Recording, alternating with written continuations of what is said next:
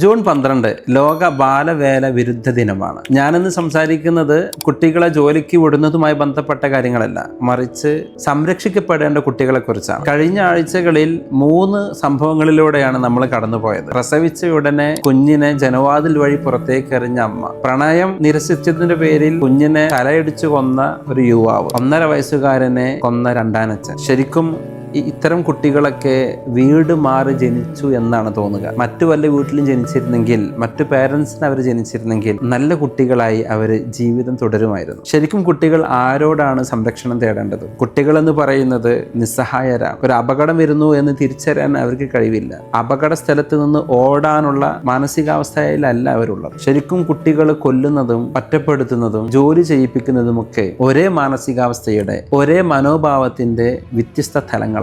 ഈ ബാലവേല വിരുദ്ധ ദിനത്തിൽ നമ്മൾ ഓർക്കണം, കുട്ടികൾക്ക് നന്നായിട്ട് ജീവിക്കുക എന്നുള്ളത് അവരുടെ ആഗ്രഹം മാത്രമല്ല, അത് അവരുടെ അവകാശമാണ്. അത് നൽകേണ്ടത് നമ്മളാണ്.